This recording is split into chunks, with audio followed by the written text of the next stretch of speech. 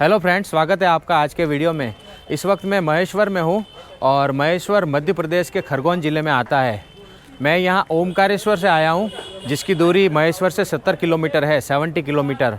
और ओमकारेश्वर से महेश्वर पहुँचने में हमें करीब सवा घंटे के आसपास का समय लगता है। महेश्वर के पास का जो सबसे बड़ा शहर है वो इंदौर है और इंदौर की दूरी यहाँ से 90 किलोमीटर है। तो मोस्टली सभी लोग इंदौर आते हैं और फिर वहाँ से बाय बस और बाय टैक्सी महेश्वर पहुँचते हैं। तो इस वक्त मैं महेश्वर में हूँ और पीछे है महेश्वर का फेमस फोर्ट। तो चलते हैं फोर्ट में। तो ये किले का मुख्य प्रवेश द्वार है और ये जो गेट है इसे हाथी गेट कहते हैं, जो कि मेन गेट है किले में आने का।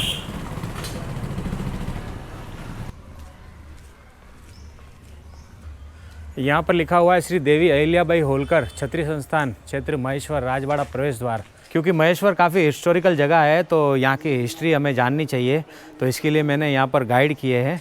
तो हमारे साथ में है, क्या नाम है आपका? मोहन केवट। तो ये मोहन भाई केवट है जो कि यहाँ पर गाइड है। तो मैंने इनको हायर किया है और इनका चार्ज 500 रुपीज़ है। तो ये हमें आज गाइड करेंगे और यहाँ की हिस्ट्री बताएंगे। चलिए आइएगा। ये है तीसरे नंबर का गेट। यहाँ से राजवाड़ा अहिल्या माता जी का स्टार्ट हो जाता है सर। और ये शाम को 6 बजे जैसे कि दिन ढला ये बंद हो जाता है सर। ये दिन के हिसाब से चलता है, ये समय के हिसाब से नहीं चलता, क्योंकि दिन बड़े छोटे होते रहते हैं। ये है अहिल्या माता जी की प्रतिमा और यही प्रतिमा नर्मदा घाट पर थी जो अभी अपन चलेंगे, क्योंकि 2013 में बाढ़ आई थी सर। और ये अनिल भाई गोटे जो धुलिया के विधायक है, ये मूर्ति उन्होंने यहाँ प्रेजेंट करी हुई है और यही मूर्ति नर्मदा घाट पर थी। अब देखो, देवी अहिल्या माता जी इंदौर की बहू है और महाराष्ट्र की बेटी।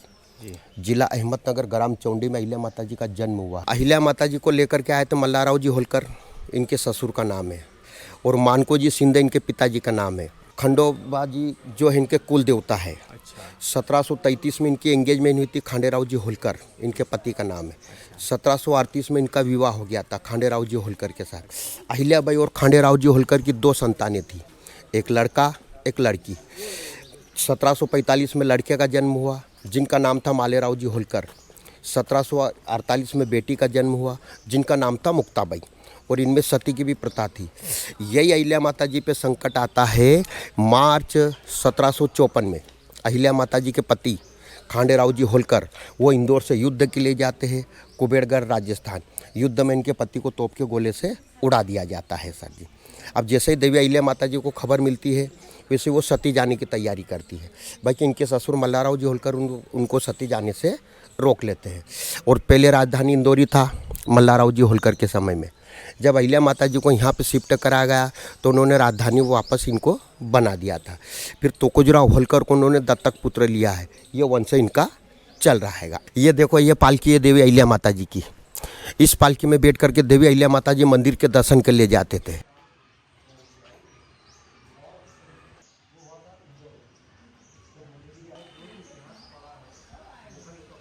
देवी अहिल्या माता जी का ये है राजवाड़ा, यहाँ से स्टार्ट हो जाता है। ये है अहिल्या माता जी के पुण्य कार्य, ऋषिकेश से लगा करके रामेश्वरम तक। यह अहिल्या माता जी का राज दरबार है। यहीं पर वो अपना राज शासन चलाते थे। बाकी जो भी आदेश वो शिव आदेश। और ये महेश्वरी साड़ी पहनते थे, क्योंकि महेश्वरी साड़ी अहिल्या माता जी ने ही स्टार्ट करी थी, जैसे महिलाओं को आगे बढ़ाना।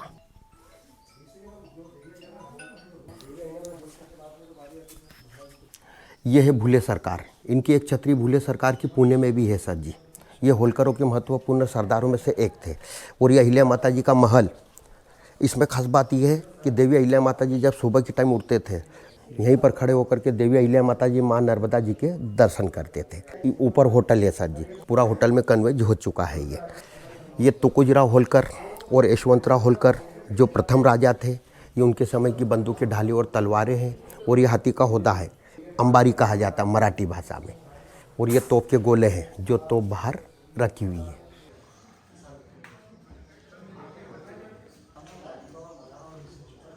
यह अहिल्या माता जी का हम राजवाड़ा देख करके आ रहे हैं। अब उनका स्वर्ण झूला देखने के लिए जा रहे हैं। उनका निजी देव पूजा घर है देवी अहिल्या माता जी का, जो स्वर्ण झूला भी है। और जितने भी शिवलिंग है सब नर्मदेश्वर है, उनको नर्मदा जी से ही निकाला गया हैगा। और ये अहिल्या माता जी के समय से पुण्य कार्य चला आ रहा हैगा। जो पार्थिव शिवलिंग बनते हैं कोटिलिंगार्चन सर। और ये देखो ये होटल की एंट्री है यहाँ से। और ये खेत की मिट्टी और नर्मदा किनारे की मिट्टी रहती है, जिससे यहाँ पर पार्थिव शिवलिंग बनते हैं छोटे छोटे मिट्टी के। इधर आइए, इधर इधर ये पार्थिव शिवलिंग बनते हैं, उनके समय से परंपरा चले आ रही है। और ये खेत की मिट्टी और नर्मदा किनारे की मिट्टी रहती है। अच्छा, इतने छोटे छोटे? हाँ, छोटे छोटे बनते हैं। यह अहिल्या माता जी का निजी देव पूजा घर है सर। अच्छा। जितने भी शिवलिंग है सब नर्मदेश्वर रखे गए हैं। और सोनत झूला भी है, जिसमें अहिल्या माता जी ने ठाकुर जी को विराजमान रखा है। श्री कृष्ण भगवान जी की मूर्ति है और अंदर की फोटो निकालना मना है। ये जो पेड़ है इसके ठीक पास में यहाँ पर ये जो जाली है, वहाँ से हमें पूरा पूजा घर दिखता है। तो फ़ोटो वीडियो यहाँ पर अलाउ नहीं है, इसीलिए मैंने आपको नहीं बताया। आगे बढ़ते हैं यहाँ से। तो यहाँ पर ये तोप की नली रखी हुई है, काफ़ी बड़ी है ये, करीब करीब 15 फीट की होगी आई थिंक। ये है चौथे नंबर का गेट सर। और यहाँ से किला कोट स्टार्ट हो जाता है नीचे जो अपन चल रहे हैं। और ये भी समय के मान से नहीं चलते, दिन ढला कि ये बंद हो जाते हैं। और ये है रेवा सोसाइटी, माँ नर्मदा का सेकंड नाम है रेवा, जहाँ पे साड़ियाँ बन रही हैगी। ये देखो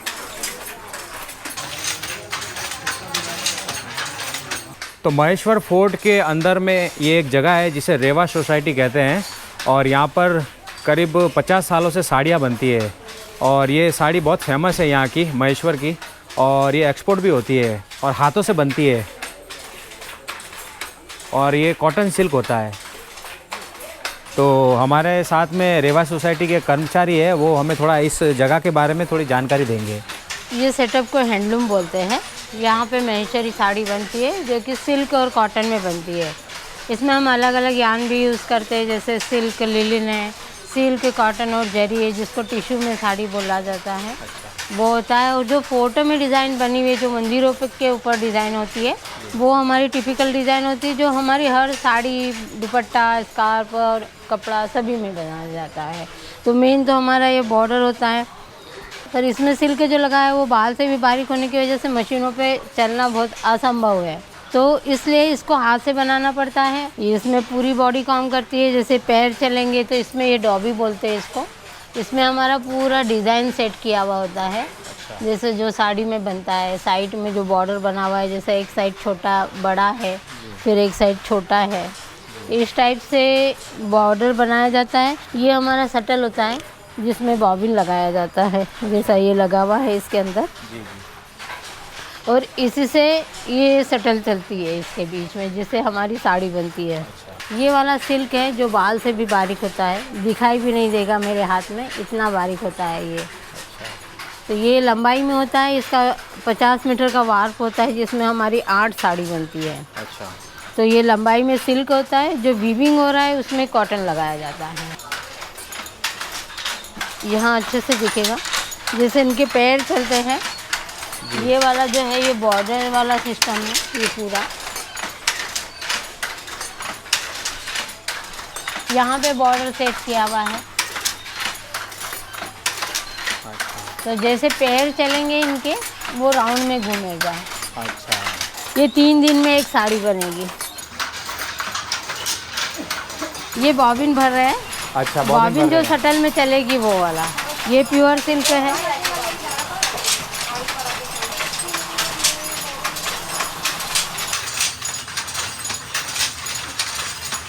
यहाँ सेल डिपो है। यहाँ पे जो बनता है प्रोडक्ट वो यहाँ पे सेल होता है। यहाँ पे हर चीज़ मिलेगी आपको, शॉल, साड़ी, कपड़ा, दुपट्टा, स्टोल, सभी चीज़ बना के यहाँ पे रखते हैं हम लोग। और हम यहीं से सेल करते हैं, किसी पार्टी को या कहीं नहीं देते हैं। हमारा यहीं बनता है, यहीं बिकता है। पुराने तरीके से साड़ी कैसे बनता है वो हमने देखा। और अभी हम यहाँ से आगे बढ़ते हैं।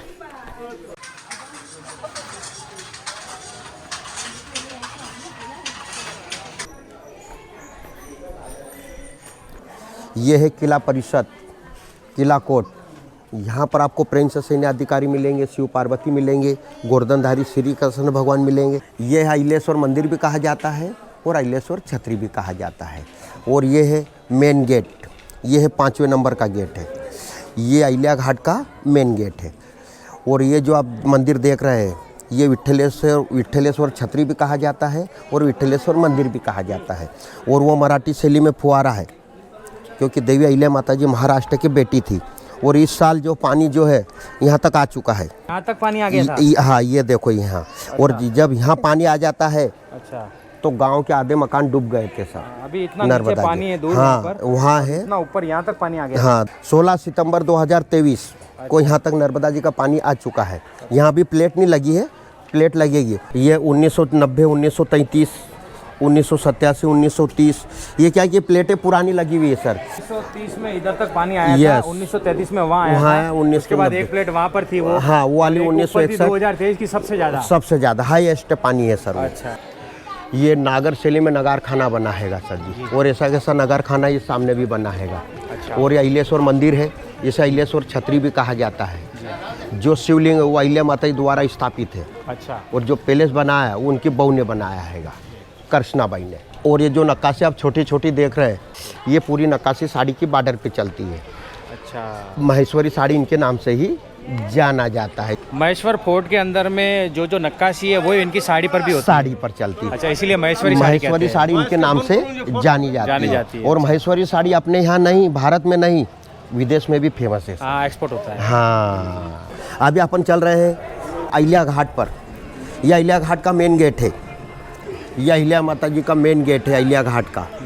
हाथ जो टूटे हुए आपको दिख रहे हैं ये दबंग 3 की शूटिंग में टूट गए थे सर जी। अच्छा। उन्होंने क्या डेकोरेशन हाथों से कर दिया था। अच्छा, तो हवा का झोंका ऐसा है कि वो हाथ सहित उखाड़ के ले गया सर जी। अच्छा, यहाँ पे दबंग 3 का शूटिंग हुआ था? दबंग 3, यमला पगला दीवाना, पैडमैन, मणिकर्णिका, अच्छा, गोमती पुत्र सतकर्णी।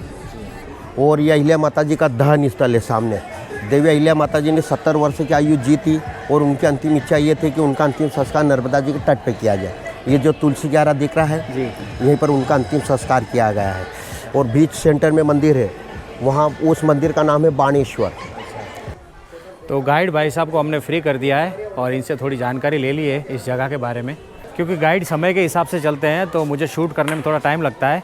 तो उनसे जो मोटी मोटी जानकारी थी वो मैंने ले ली है और उनको फ्री कर दिया है। ये अहिलेश्वर मंदिर है जो कि अहिल्याबाई का मंदिर है और ये मंदिर उनकी बहू थी कृष्णाबाई, उन्होंने बनाया था। तो अंदर चलते हैं। ये कार्विंग कितनी बढ़िया देखो आप।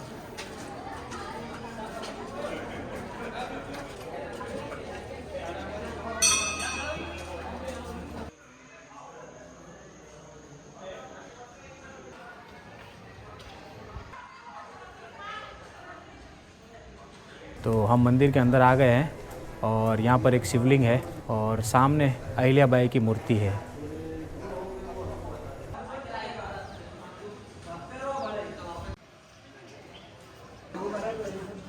ये श्री राम मंदिर है जो कि अहिल्याबाई मंदिर परिसर में ही है। अहिल्याबाई मंदिर के अंदर से बाहर का नज़ारा काफ़ी अच्छा दिखता है। देखो आप, ये गेट है जहाँ से हम अंदर आए थे और सामने ये बिजलेश्वर मंदिर है। इसे विट्ठल मंदिर भी कहते हैं और विट्ठल छतरी भी कहते हैं। और इस तरफ से नीचे घाट पर जाने का ये रास्ता है। ये गेट बना हुआ है, द्वार बना हुआ है।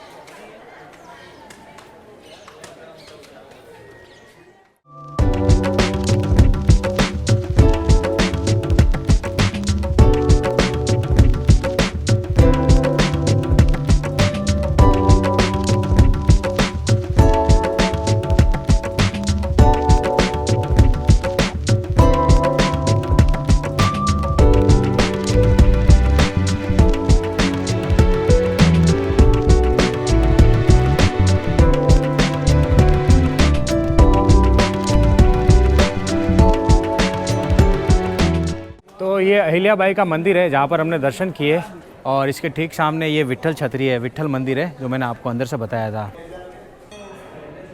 तो यहाँ पर भी एक शिवलिंग है और सामने विट्ठल राव जी की मूर्ति है जो कि अहिल्याबाई के पुत्र थे।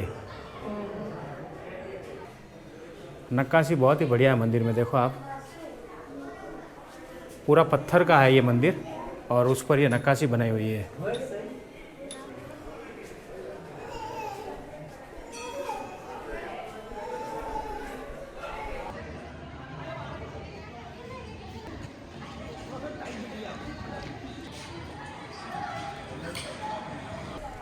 तो ये मेन गेट है, यहाँ से मैं बाहर आ गया हूँ और ये घाट है और सामने आपको पानी दिख रहा होगा नर्मदा माता का। नर्मदा जी पर ये घाट बना हुआ है। बाकी यहाँ से फोर्ट काफ़ी बढ़िया दिखता है, देखो आप।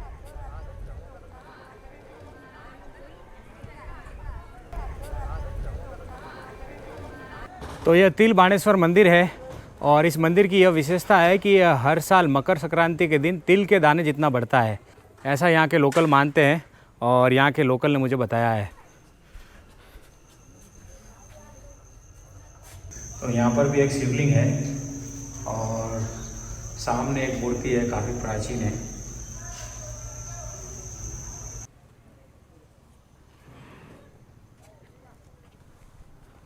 यहाँ पर बोटिंग भी होती है, अगर आप चाहो तो बोटिंग भी कर सकते हो। आगे बोटिंग काउंटर है, वहाँ से पता करते हैं।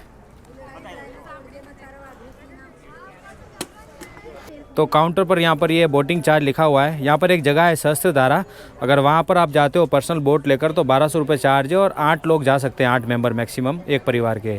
फिर माहेश्वरी संगम है, वहाँ पर 8 लोग जा सकते हैं और उसका भी 1000 रुपया चार्ज है। और उसके बाद में अगर आप पर्सनल बोट कर 5 लोग जाएंगे तो 500 रुपये का चार्ज है, मतलब 100 रुपये पर हेड पड़ता है। अगर आप शेयरिंग में जाना चाहते हैं तो 50 रुपये का टिकट है मात्र, लेकिन उसमें आपको सबके साथ बैठकर शेयरिंग में जाना पड़ेगा। ये जो सहस्त्रधारा वाली बोटिंग है उसमें टाइम कितना लगता है? उसमें 43 मिनट का राउंड रहता है, वहाँ जाना देखना। अच्छा। 15-20 मिनट बोट रुकता है। बाणेश्वर मंदिर है। हाँ, बाणेश्वर मंदिर है, उसके पास से राउंड लगा के लाते हैं। अभी अगर जाना चाहे तो अभी पानी कम है या ज़्यादा है? कम है पानी, तो नहीं जाएगा। अभी बोट। अच्छा अच्छा, धन्यवाद।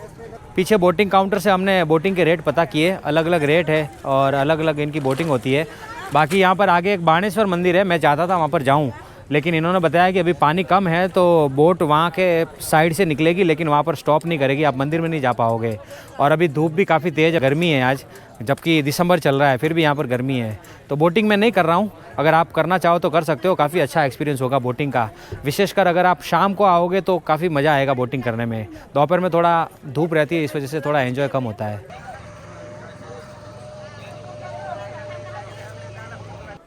तो ये है अहिल्याबाई का दहन स्थल, यहाँ जो आपको सामने दिख रहा है। तो यहाँ पर लिखा हुआ है देवी श्री अहिल्याबाई होलकर शिवलोक गमन, 13 अगस्त 1795 में इन्होंने देह त्याग किया था और ये दहन स्थल है।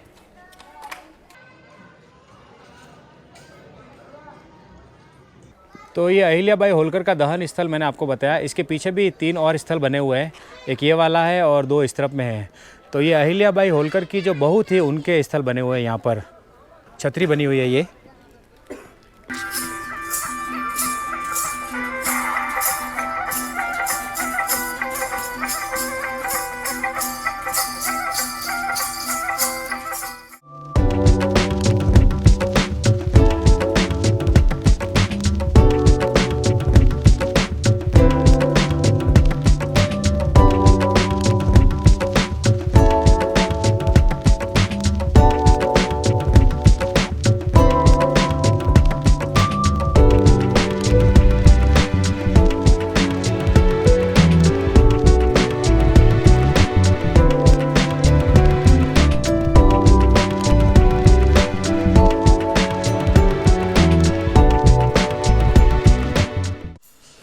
तो मैं ऊपर आ गया हूँ और अभी हमें यहाँ से आगे बढ़ना है। आगे यहाँ पर 2 मुख्य मंदिर है, जिसमें राजेश्वर मंदिर और काशी विश्वनाथ मंदिर शामिल है। तो अभी हम आ गए हैं सबसे प्राचीन राजेश्वर मंदिर में। ये सारे यहाँ पर काफ़ी सारे मंदिर बने हुए हैं और इसमें सबसे मेन है राजेश्वर मंदिर। तो सबसे पहले हम राजेश्वर मंदिर के दर्शन करेंगे। तो ये है श्री राज राजेश्वर सहस्त्रार्जुन मंदिर। यहाँ पर 11 अखंड ज्योत जलती है।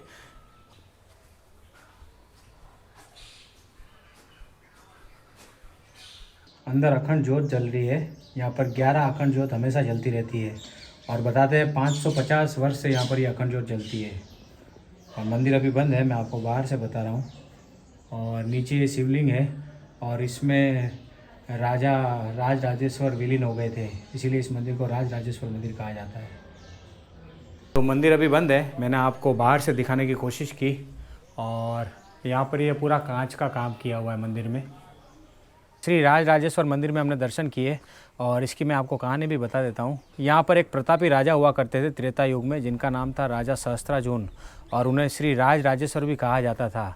और वो दत्तात्रेय भगवान के शिष्य थे। दत्तात्रेय भगवान ने उन्हें सहस्त्र बाहों का आशीर्वाद दिया था, वरदान दिया था, तो उनकी सहस्त्र भुजाएँ थी, तो काफ़ी बलशाली वो राजा थे। एक बार वो जल क्रीड़ा कर रहे थे अपनी रानियों के साथ, तो उन्होंने अपनी सहस्त्र भुजाओं से नर्मदा माता का पानी रोक दिया था। और उसी समय आकाश मार्ग से रावण गुजर रहा था पुष्पक विमान में, तो उसकी नज़र नर्मदा नदी पर पड़ी और उसने देखा कि नदी खाली है। तो रावण को लगा कि यहाँ पर मैं पूजा अभिषेक कर सकता हूँ महादेव का। फिर वो नीचे आया और उन्होंने मिट्टी से, रेत से शिवलिंग बनाया और पूजा शुरू कर दी। उसके बाद जब राजा सहस्त्रबाहु की क्रीड़ा ख़त्म हो गई, जल क्रीड़ा, तो उन्होंने अपनी भुजाएं शामिल कर ली और उसके बाद माता नर्मदा का पानी बहने लगा। तो पानी से फिर रावण की तपस्या भंग हो गई और उसके बाद रावण और राजा सहस्त्रबाहु का युद्ध हुआ, जिसमें राजा सहस्त्रबाहु ने रावण को हरा दिया और उन्हें यहाँ पर इस जगह पर 6 महीने के लिए कैद कर लिया। कहते हैं उस दरमियान रावण के जो 10 सिर थे उसके ऊपर राजा सहस्त्रबाहु की जो पत्नियाँ थी वो दीपक जलाती थी। फिर एक बार उनका परशुराम जी से युद्ध होता है और परशुराम जी से युद्ध में उनकी कई सारी भुजाएं कट जाती है। उसके बाद जो राजा सहस्त्रबाहु के गुरु थे दत्तात्रेय भगवान, उन्होंने उन्हें शांति के मार्ग पर चलने के लिए कहा। तो उन्होंने फिर अपनी देह को यहाँ पर स्थित शिवलिंग में विलीन कर दिया। ये जो हमने मंदिर देखा राज राजेश्वर, और इस मंदिर का नाम भी इसीलिए राज राजेश्वर रखा हुआ है, उन राजा के नाम पर ही है, प्रतापी राजा के नाम पर। और यह मंदिर उस समय में परशुराम जी ने बनाया था, ऐसा कहते हैं। तो यह इस मंदिर के बारे में जानकारी थी। और पहले इस जगह को माहिष्मती के नाम से जाना जाता था। ये जो नीचे का भाग है जिसे हाल फिलहाल नीमाड़ कहते हैं, ये माहिष्मती कहलाता था। और ऊपर का जो भाग है एमपी का, जिसे अभी मालवा कहते हैं, वो पहले अवंतिकापुरम कहलाता था। तो ये कहानी थी। अभी यहाँ से आगे बढ़ते हैं। श्री राज राजेश्वर मंदिर ऊपर है, वहाँ से मैं नीचे की तरफ आया हूँ। और यहाँ पर एक मंदिर और है जिसका नाम है काशी विश्वनाथ, तो वहाँ पर दर्शन करते हैं।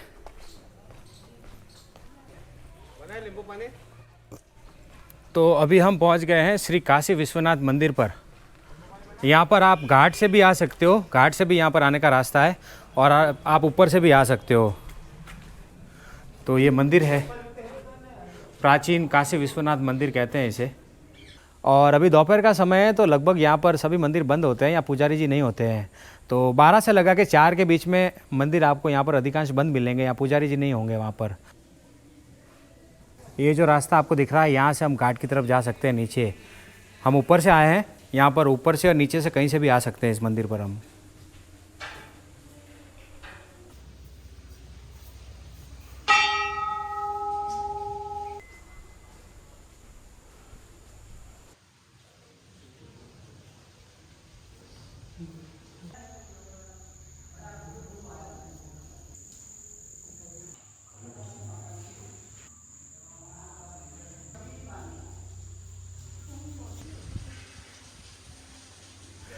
तो मैं फोर्ट से बाहर आ गया हूँ और मुझे करीब 3 घंटे का समय लगा पूरा अच्छे से घूमने में।